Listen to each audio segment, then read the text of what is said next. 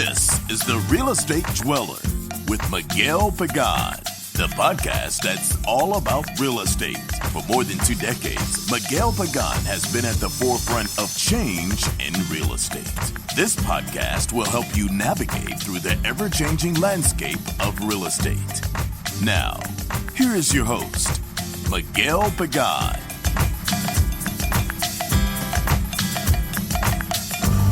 Hello, everyone. Welcome to the podcast, The Real Estate Dweller. Today's theme is a very important one: how to purchase a home without going into the poorhouse. As a professional real estate agent, I have the privilege to meet and work with all kinds of different buyers. First-time buyers, move-up buyers, investors, or those that are seeking to become investors. Yet it's very surprising to me how little thought is given to the actual process of purchasing a home and how that process can actually affect your future. You make a good choice, and your future improves by leaps and bounds. Make the wrong choice, and you're well on your way to the poorhouse. So what should you consider before taking the steps to purchase a home? How do finances affect that decision? Do you have enough savings? How much is enough? To make sure that I'm bringing you value, I've invited an expert in the mortgage world, Gaetano Ciambrello. Now, I call him Guy. By the way, he's Italian. Now, let me tell you a little bit about Guy. Guy joined AFC Mortgage Group in 2019 after working at Citigroup Global Markets, where he worked on the fixed income trading floor. Guy graduated from Fordham with his BA in finance in 2019. Guy is focused on originations and helping home buyers understand the mortgage financing process. AFC Mortgage is a family-owned business, and Guy currently lives in Trumbull. So, Guy, welcome to the show. It's a pleasure having you here on our podcast, The Real Estate Dweller. You look very young, too young to be such an experienced mortgage lender. How old are you? I'm actually 23, so I'm definitely on the younger side. I got licensed when I was actually in college. So I've been licensed now for over 3 years, and it's been great so far. So I absolutely love it. That's awesome. And for those that are watching this through YouTube, do not let the youthful appearance fool you. This guy is like a ninja when it comes to mortgages. So it's an absolute pleasure having you here. I'm looking forward to our interview. Awesome. Looking forward to it, Miguel. Thank you again. Now, Guy, I firmly believe that the very step that anyone should take before they purchase a home is to actually contact a real estate agent, obviously for self-serving reasons.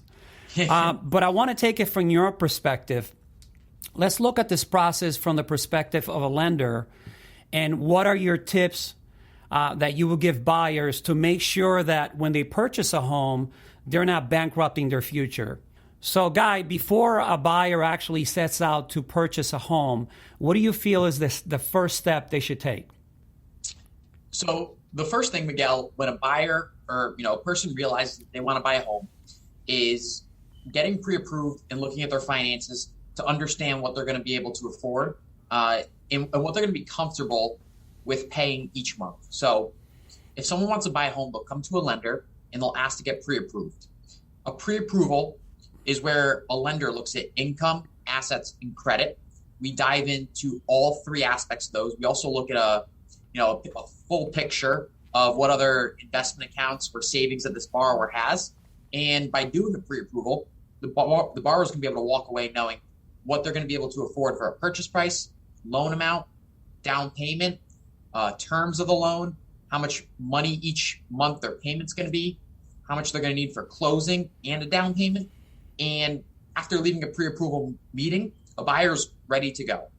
Not only are they going to be able to submit offers to a home and feel confident that they're going to be able to get an accepted offer and be able to close on that home and move in, but now they can feel confident knowing what they're going to be able to afford and not feel, bankrupt or house poor. Nice. Now, you guys actually do a very in-depth research of your buyer. I appreciate that because I have gotten letters that have been brought to my office by potential buyers where they actually walked into a bank branch and just stated that they wanted to purchase a home. And they asked a couple of questions about income hey, how's your credit? And they handed them a letter.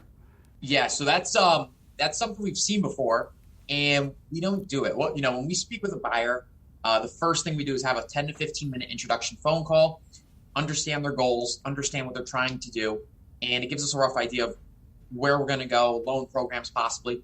But the next step is talking about the income, getting documents, so pay stubs, W-2s, tax returns if they're self-employed or if they own investment property, looking at their assets, so verifying bank statements, investment accounts such as a brokerage account or 401k or IRA, and then pulling credit.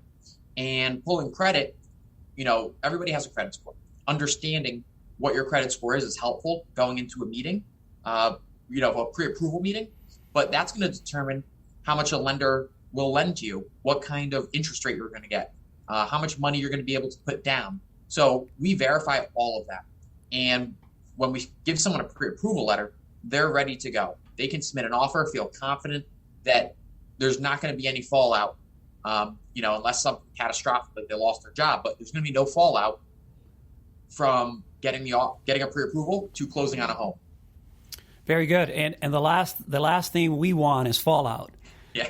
So now I have a personal preference when it comes to working with buyers. Typically what I do as a real estate agent is I bring them into my office and we go through a little bit of an interview process, and I'll ask a series of questions just to kind of vet them before I actually reach out to a lender and have the lender pre-qualify them. And I feel that saves me, and it probably saves you a lot of time. How do you feel about that? I think it's a great idea, because if you're able to speak to a buyer and get a quick feel of where that person stands, at least when I have that conversation, I know what to expect, and it at least sets the tone or gives me an idea of what avenue we're going to go with this buyer. Possibly gets me thinking about loan programs, if they're going to need down payment assistance, possible credit score if they have an idea. So it's super helpful for me going into a conversation, having a little bit of background on a buyer. Very good. So let's go back to the actual process that you follow, and let's talk a little bit about credit scores. What I mean by that is, give me some indication as to what is a good credit score versus a not so good credit score. Definitely. So a good credit score could be subjective. There's not one good credit score. I'd say, though, if you're above 700, that would be considered a good credit score. However, when you're looking at loan programs, there are programs, for example, a conventional loan goes all the way down to 620. An FHA loan goes all the way down to 580 if you want to put down 3.5%. Now, I would recommend, a first-time home buyer, if they can, increase their credit score to 620. But we're happy to help them if their scores are below that, and there are options available. So whenever I speak with someone, I don't want them to feel like there's not a loan program available for them if they don't have perfect credit. And it's an option, especially if they want to buy a home or they're renting and they need to move into something because maybe a lease is expiring or their family's growing. So there's definitely options available with those lower credit scores. Got you. Now, what about a person that comes in and they don't have a good credit rating because they've had a bankruptcy, a short sale, or a foreclosure in their past? Should they just give up on the buying process? That's a good question, and the answer is no. The reason for that is different loan programs have different standards for these types of credit events. So we have, bankruptcy, foreclosure, and then there's different kinds of bankruptcies, 7, 11, 13. You have short sales. And for example, if you had a foreclosure for a conventional loan, you're not going to be able to qualify for a new loan for 7 years. But with an FHA loan, it's only 3 years. Now, there's also things such as extenuating circumstances. So I had a buyer who had a husband who had cancer, and 3 years had passed, and she wanted to go, do a conventional loan because she was putting 20% down. She didn't want PMI, and the reason she foreclosed on her home was her husband was sick. He had cancer. He ended up passing away, but she had to leave her job to take care of him. His income went away. So pretty much over the span of 3 years, they lost both of their incomes. They weren't able to afford a home. And that's the reason for the foreclosure. And that was a reason that the underwriter was able to grant extenuating circumstances. So everybody's situation is different. And I think speaking with a lender is a great opportunity to see maybe if you will qualify, because you never know because of each situation being different. Very good. And I always tell buyers that at the very least, if they speak to the lender, they'll have a clearer understanding as to what it's going to take for them to actually purchase a home down the road. 100% agree. Because if you're not ready right now, at least, we can plan for 3, 6, 12 months, even 2 years, down the road to get you in a place where at that point in time, you'll be ready to buy a home. Whether it's a life event, you no longer want to rent, we can plan for that. And having that conversation, it's never too early. Excellent. Now, there's many options that buyers actually have when it comes to what type of loans they could actually acquire. Describe some of those products for us. Definitely. So the biggest right now in the market is a conventional loan. That's probably for a buyer who is, kind of fits within the box of credit lending standards. We also have other programs available that are lower down payment. Conventional actually allows you to go down as little as 3%. FHA is a great loan for first-time home buyers because it, as little as 3.5% down. It has relaxed credit standards, meaning you can go down lower in credit score. It has more flexible debt-to-income ratios. So maybe someone who doesn't make as much money, or someone who has a lot more debt, maybe student loans, we're seeing a lot of that lately, can afford a higher price point. You have CHFA, the Connecticut Housing Finance Authority, which allows for down payment assistance, maybe for a buyer who doesn't have any money for a down payment. And the great thing with each of these loans is they're going to fit. They might not fit for every buyer, but every buyer is going to have a specific need. And with all the products out there, it's possible and likely that, you will be able to qualify for one of them. Gotcha. So in essence, what's the difference between an FHA mortgage and a Shaffer mortgage? Just to make it clearer to the audience. Well, actually, if you get a CHFA loan, it could be an FHA loan. So it's just a Connecticut Housing Finance Authority program that is subsidized by the state of Connecticut. So Guy, I've heard some things about Shaffer loans. I know some things about Shaffer loans that may concern buyers, first-time home buyers. Restrictions or things that have to do with their actual resale of their property. Tell me a little bit more about that. Depending on when they buy and the period of when they sell, buyers do need to consider a recapture tax that CHFA will charge them if they were to sell their home.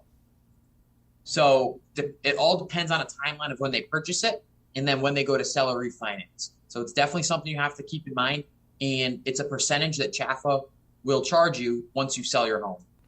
Very good. It varies for each year that you sell it. Gotcha. The longer you hold it, the lower the tax. Okay. Now let's shift the conversation a little bit to more having to do with setting yourself up correctly for the future. Now, I heard a popular talk show host say that every buyer should have $100,000 in savings before they purchase a home. How do you feel about that? I've heard that as well, and I don't agree with it. The reason for that is $100,000 is a lot of money for a down payment. And if somebody's paying rent right now and they want to buy a home, they don't need $100,000. They could do it with as little as 3% down. I'm actually going to pull up a quick presentation. Give me one sec. Please do. And this is looking at a borrower who is renting right now and is considering a purchase of $400,000 with 3% down. If you look at this scenario right here, this is they're renting at $2,200 a month, and I'm estimating that their rent is going to go up 3% each year. This is a purchase of $400,000, a down payment of 3%, which is $12,000, a monthly payment of $2,536, so a bit more expensive than renting, but they're paying principal of $666 each month, which is creating equity in their home. Now, if they waited for $100,000 or 20% for a down payment, that can take them years to acquire. If we scroll down, if we look at the rent versus principal paid over a 5-year period, over 60 months, a borrower, if that's, let's say, how long it takes to save, $100,000. A borrower is going to pay $140,000 in rent over that 5-year period. Now, in principle, what are they going to pay? It's going to be $43,000. And that's equity they're building. Now, during this time period as well, their house can go up in value. Over the long term, homes have appreciated, especially the last year or two. So not only are you paying down principal and creating equity that way, but if your home appreciates in value, you're also going to be gaining equity there. Now, every situation's different, but I strongly disagree, though, with waiting for $100,000 because there's loan options available with as little as 3% down. It definitely, I would not advise anyone to think that they need that much money for a down payment. Excellent. Thank you so much for your answer. Well, what if a person doesn't have any funds for a down payment? How do we handle that? Definitely. So there's really two things. When we're talking about funds for closing and for a down payment is a possible gift. So a borrower can go get a gift from a family member, a friend, depending on the loan program, or a relative. And what would happen is we would need, let's say for FHA, for example, a borrower needs a $10,000 gift for the down payment. They can go to their mother and ask for the $10,000. We get an executed gift letter stating who the donor is, their address, the amount of the money, the date it was transferred. We get a bank statement from the donor showing money leaving her account, a bank statement from our borrower showing the money entering an account, and now she has $10,000 to use for a down payment. And that's a great way for a first-time home buyer. We see it quite often. Might not have the money in the savings themselves, but they're able to get help from family. So that's a great way for getting money for a down payment. Now, the other thing is closing costs. When I speak to first-time home buyers, they have down payment, but they don't realize all the time that there's closing costs involved with the loan as well. There's a bank fee, an appraisal fee, title work and attorney fees, and then there are escrow payments that they have to pay, usually about 6 months, anywhere from 4 to 6 months at closing, which the lender will collect in insurance and taxes.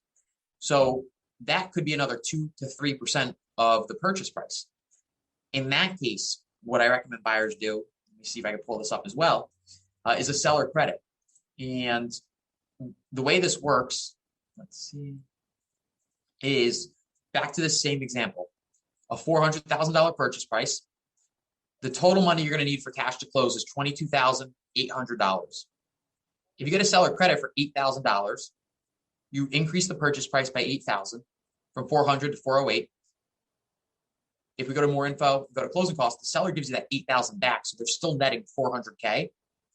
But your total cash to close is going to drop about $8,000 to $15,000. So in this scenario, it breaks down exactly how a buyer might be able to come out of pocket with less money. And for first-time home buyers, it's a great opportunity. Yeah, absolutely. And I'll tell you, I share a little experience I had with closing costs with another lender, and obviously I'm no longer using that lender, where he wasn't crystal clear on closing costs with the buyer, and the buyer had no clue that she needed closing costs. And we actually put a property under deposit, and I cover closing costs with her in my first interview, but when she met with the lender, he wasn't crystal clear as to how much she needed. And halfway through this transaction, after doing inspections, appraisal have been done, I get a call from the lender saying, hey, she didn't know she needed closing costs. And she was hysterical. We ended up having to go back to the seller. The seller ended up giving us a credit of half of the money. She had to go out and raise that other half. And it was just an emotional roller coaster. We finally got it closed, but it was so difficult because it wasn't clearly explained. And that's what I appreciate about you, that you're crystal clear on how you explain closing costs to your clients. I appreciate that, Miguel. And it's educating a buyer, especially a first-time home buyer. After you have that initial phone call, we take an application, we request documents, we're verifying those assets to make sure that they're going to have enough for the down payment and closing costs. And then when we do a follow-up call going over the pre-approval in the mortgage plan, which we just saw on the screen that I pulled up, it's customized for each buyer, but we go over that so they know after that call what that number is going to be, within $100, $200, what they can expect to be paying for closing. Yeah. And then as far as closing costs, the other tip that I will give my audience is that if you need closing costs, that's something that you have to tell your realtor right up front. Don't let them find out halfway through the transaction, because they need to structure that offer with the seller concession built right into the offer. If the seller's not on board, we can't do it. So let's move on to, we talked about closing costs. Let's talk about purchasing a home without actually putting yourself into the poorhouse. And what I mean by that is, what strategies do you actually recommend that your clients follow so that they're set up correctly financially for the future? Definitely. So there's a few things when I speak with buyers, in that first pre-approval meeting. We have credit guidelines, maximum debt to income ratios that we look at. Around 50%, could go a little bit higher if you're going FHA. And when I'm speaking with a buyer or a couple, let's say, when they're purchasing their first home, we go over how much they're going to be able to afford the max amount. If we completely max out what their payment can be and the purchase price, this is what you're going to be able to afford. Then we take a step back and say, do you really need that? That's the first thing. And are you going to be able to live maybe, let's say, below your means or on one income? God forbid something happened to your husband, or, you have kids and your wife is no longer working. Are you going to be able to afford this house with one income? Because you don't want to be house poor. You don't want to buy the largest house possible and then not be able to do other things. And that's something we bring up as well. Because not everyone thinks about it. They think they can afford, a $700,000 home, but then, do you not want to be able to go out to dinner on a Friday night? You can't travel. So understanding, that you don't have to completely max out what you can buy is very important. It's something we talk about on those pre-approval calls. There are buyers out there that actually think that they can affect their payment by just coming up with a larger deposit. Talk to me about the effects of a deposit on a loan. Definitely. Now, it's something I get all the time, and it's usually framed where if someone comes to me and they say, I'm buying this $400,000 home and I'm putting down 5%. So on $400,000, that's $20,000 down payment. If I put down another $10,000, $15,000, $20,000, is that going to move the needle? And the answer is no. You're better off not putting that into the buying down the loan. Maybe if you bought down the interest rate, it will have a bigger impact. But I definitely do not recommend buyers to do that. One thing that I get all the time is actually 20% down in PMI. And PMI is private mortgage insurance, which is something that you have to pay. It's mortgage insurance you have to pay until your home reaches 78% loan to value, or 80%. You can request it at that point to come off. And some buyers don't understand how expensive it is, that it's not expensive. If you have good credit, it's very cheap, actually. I'm going to pull up an example of a first-time home buyer who's buying a home he's looking to buy a home at $400,000, and he's thinking about putting 5% down versus 20. Let's see. Here's this breakdown of 5% down right here, purchase price of $400,000, loan amount of $380,000, 30-year fixed rate loan, and this is his payment with 5% down versus his payment with 20% down. The difference is $330 a month. Now, by putting 5% down, he's keeping about $60,000 in his pocket. He can keep that invested in other assets. You can use that as reserves or savings. Now, if we look exactly at his breakdown in his payment, and I click on more info, his PMI a month is only $95. So his private mortgage insurance is only $95 to be able to save $60,000 in down payment. So over a year, he's paying about $1,100 in private mortgage insurance. Now, how long is he paying that? If his home goes up 2% in value every year, after 5 years, a little over 5 years, his mortgage insurance will fall off the loan. So when I speak to someone and they're afraid about private mortgage insurance, or they don't want to not put 20% down, I bring up this example because if you're only paying $95 a month, over a 5-year period, you're able to keep that $60,000 in your pocket. You can buy another investment property. You can keep it invested in the stock market. And I think that's more valuable than putting the extra 20% down and saving that $330 a month in total payment.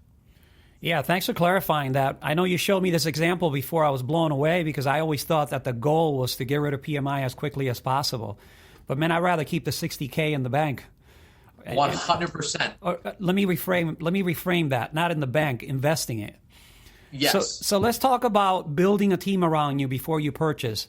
How important is it that you have a good team around you in order to complete the purchase? It's the most important thing. It starts when you find out that you want to buy a home. Finding the right real estate agent that can guide you through the process. That's the quarterback in the deal. That's the person who's going to be able to set you up with a lender, a building inspector, attorney, title insurance, and it all starts there. Now, then you have to look at the whole process. You have to look at a building inspector. You have to get an attorney, a mortgage lender. You don't want anyone that's going to drop the ball. So sometimes I'm speaking to clients and they, are talking about building inspectors and how someone's charging them $300 more. And I always, bring up the cheapest person isn't always the best, because if you save $300 on a building inspection, you buy the home, and then you find out, 3 months later that you need a new boiler that didn't come up because your building inspector dropped the ball. It'd be a $10,000 mistake that, you wanted to save $300 on. Same thing with an attorney. To save an extra $100 or $200, is it worth it? When you're making possibly the biggest purchase of your life, I don't think so. And I don't think cheapest is always the best. And I think having a great team, somebody that, you meet that real estate agent who can assemble a team and bring you from start to finish is critical. Yeah, absolutely. I agree. And we, as agents, we have several vendors that we deal with all the time. We know their work. We know their reputation. And it's absolutely critical to have a good team around you. So, Guy, I want to thank you for coming on to our podcast, The Real Estate Dweller. It was a pleasure having you. How do people get a hold of you? They can reach me on my cell phone or direct line, and that is 860-631-5241, or follow me on Instagram. It's Gaetano_Chambriello. I know that's a mouthful, but that could be another good place to find me. And I had a blast. Thank you for having me on today, Miguel. It was awesome having you on, and we look forward to continuing working with you. Awesome. Take care, man. Talk to you soon. Thank you, Miguel. So there you have it, folks. That's the end of our episode. This podcast, How to Purchase a Home Without Going into the Poorhouse. Thank you for listening. For any of your real estate needs, please contact me at 203-650-0151 or through all social media, Instagram, Facebook, Twitter, YouTube, or go directly to my website, www.miguelpaganre.com. If you found value, please don't forget to like, share, or subscribe. See you soon.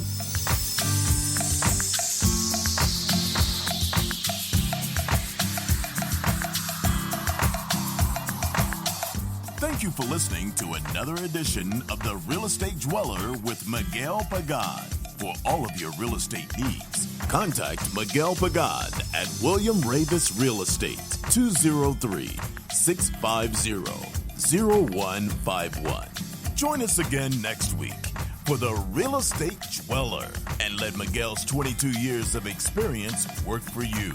If it's about real estate, it's all here with The Real Estate Dweller with Miguel Pagan.